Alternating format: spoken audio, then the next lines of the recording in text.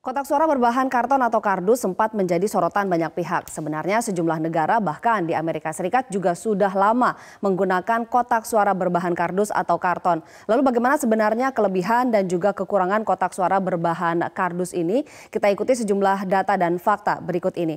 Kita juga nanti akan berdialog dengan Komisioner KPU Firian Aziz. Menurut catatan kami setidaknya ada 5 negara yang sudah menggunakan kotak suara berbahan karton atau kardus. Kita lihat di sini Amerika Serikat bahkan pertama kali sudah menggunakan kotak suara berbahan karton atau kardus pada pemilihan presiden tahun 1964. Juga ada Selandia Baru yang menggunakan cardboard ballot box atau kotak suara kardus sejak tahun 1996. Argentina juga sudah menggunakannya pada Pilpres tahun 2015. Australia juga menggunakan kotak suara kardus sejak tahun 1996. Dan terakhir menurut catatan kami negara kelima selain Indonesia tentu saja Kanada tahun 1998 kotak suara kardus menggantikan kotak suara yang terbuat dari logam. Namun kita lihat juga bagaimana perbandingan atau perbedaan dasar material antara aluminium dan juga kardus karena memang ada beberapa bahan dasar yang sempat dipertimbangkan untuk menjadi bahan untuk kotak suara ini mulai dari mika, kaca, aluminium dan juga kardus sampai akhirnya kita akan perbandingkan antara aluminium dan juga dengan kardus. Bahan kardus memiliki kepadatan yang rendah dan berpotensi untuk tidak dapat dipakai ulang. Ini sesuai sebetulnya dengan PKPU nomor 15 tahun 2018 pasal 7 ayat 2 yang secara tegas dan jelas menyebutkan bahwa harus merupakan barang habis pakai. Dan yang ketiga adalah harganya relatif lebih murah. Bahkan selama ini dengan bahan aluminium diketahui biaya untuk tempat sewa saja, di mana kalau kotak aluminium menghabiskan ruang yang lebih banyak dibandingkan dengan yang terbuat dari kardus. Sehingga biaya tempat sewa lebih mahal dibandingkan dengan proses pengadaan kotak suara itu sendiri. Sehingga penghematan yang bisa dilakukan untuk biaya produksi saja sudah mencapai 70,3%. Lah, selain harganya yang lebih murah juga sayangnya cenderung kurang kuat pada gesekan atau benturan dibandingkan dengan yang aluminium. Namun lebih praktis dan minim ruang untuk penyimpanan karena bisa dilipat dan juga dipasang ketika ingin digunakan. Yang ketujuh adalah membutuhkan pengamanan yang khusus untuk pengamanannya. Dan kita akan lihat bagaimana perbandingannya dengan kotak suara dari bahan aluminium. Kalau dari bahan aluminium tentu saja yang pertama kekuatannya adalah karena memiliki kepadatan yang tinggi dan juga bisa dipakai berulang. Yang ketiga kita lihat karakternya, harganya mencapai sekitar 3 kali lipat dari kotak suara berbahan kardus atau karton kedap air. Yang keempat cenderung lebih kuat jika terjadi gesekan atau bahkan benturan. Masalahnya adalah di distribusi karena memang bentuknya yang memakan ruang, distribusinya jauh lebih rumit dan sulit dibandingkan dengan kotak suara berbahan karton kedap air yang bisa dilipat begitu. Berikutnya adalah membutuhkan ruang simpan yang besar dan keamanan penyegelan lebih maksimal.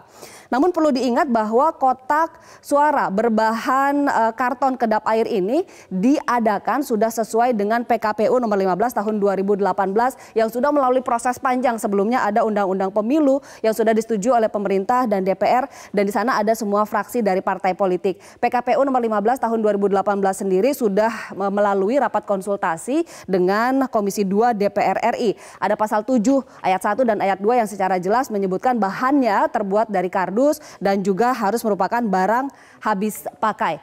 Pemirsa, saya akan kembali ke rekan Wahyu Wiwoho yang akan berdialog dengan Komisioner KPU Firian Aziz. Silakan Wahyu. Ya, baik pemirsa dan juga Ani Rahmi, saya ingin tanyakan langsung terkait bagaimana sebenarnya kalau kita bicara soal keputusan tentu sudah tidak perlu dibahas lagi karena ini sudah menjadi kesepakatan bersama terkait pemilihan kotak suara berbahan karton kedap air untuk pemilu 2019 yang saat ini menjadi polemik di tengah masyarakat.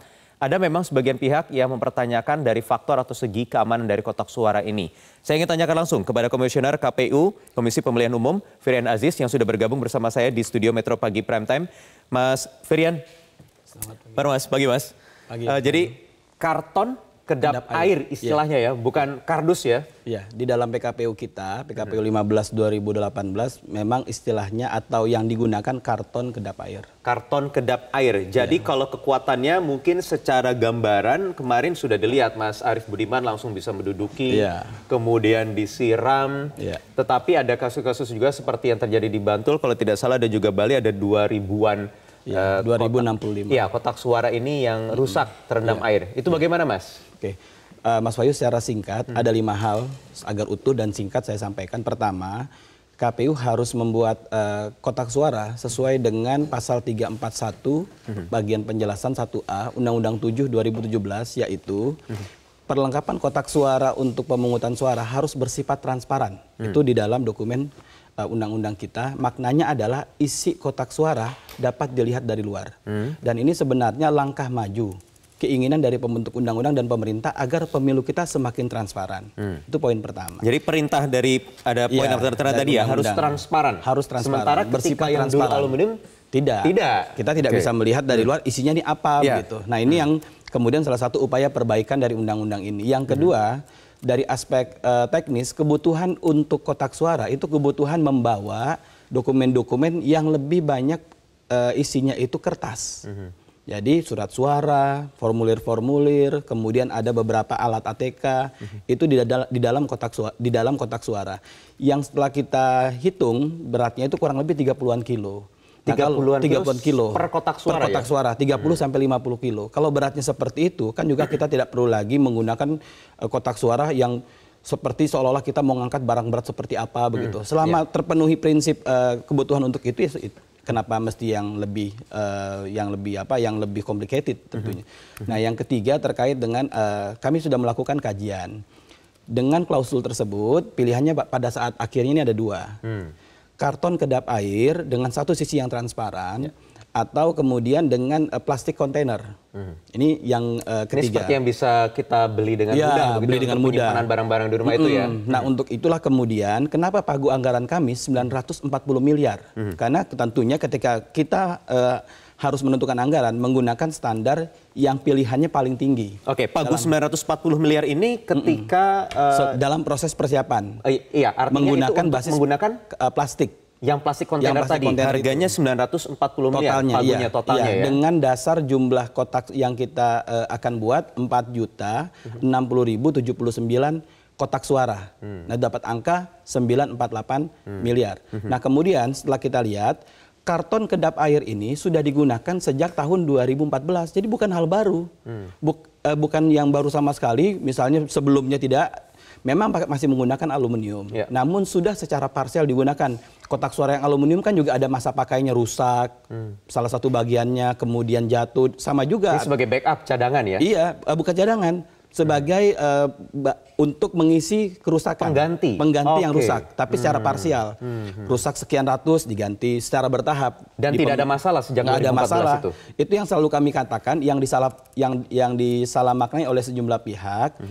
Kotak suara dengan aluminium maupun kotak suara dengan karton untuk dipergunakan dalam pemilu, dua-duanya tidak ada masalah. Dan ini sudah teruji, baik pemilu 2014 sampai dengan pilkada 2015, 2017, dan pilkada 2018. Kalau kemudian sama-sama bisa digunakan, lantas mengapa kita harus mengambil yang biayanya lebih mahal? Maka kami berpikir biar bagaimana, kami sangat meyakini pemerintah pasti mendukung berapapun kebutuhan KPU. Tapi kami juga tidak ingin serta-merta menggunakan anggaran uang rakyat untuk hal yang terlalu berlebihan. Bagi kami cukup dengan karton kedap air dan sudah teruji. Kemudian ini kita lakukan dalam proses lelang. Lelangnya di LPSE melibatkan LKPP. Alhamdulillah Mas Wahyu, proses tender tersebut kemudian uang rakyat yang digunakan untuk 4 juta lebih kotak suara itu hanya 248 miliar. 248 miliar dari pagu anggaran 284 miliar atau irit sekitar 70%. Kita irit 600-an miliar. Dan ini bagi kami, komitmen kami untuk seefisien mungkin. Namun tentu tetap memperhatikan prinsip utama efektivitas. Ya, yang dan paling penting itu adalah ketika kemudian kritik datang mengenai kekuatannya. Oh, nggak ada masalah, kan Tidak sudah ada masalah, teruji, ya? Sudah diuji ya? Sudah dipakai sejak pemilu 2014, pilkada 2015. Justru kalau kita pakai plastik, kita belum tahu aspek lainnya. Oke, mungkin sekilas aman, tapi bagaimana dengan proses distribusinya, bagaimana dengan proses penyimpanannya, bagaimana dengan tentunya lebih menarik dalam tanda petik.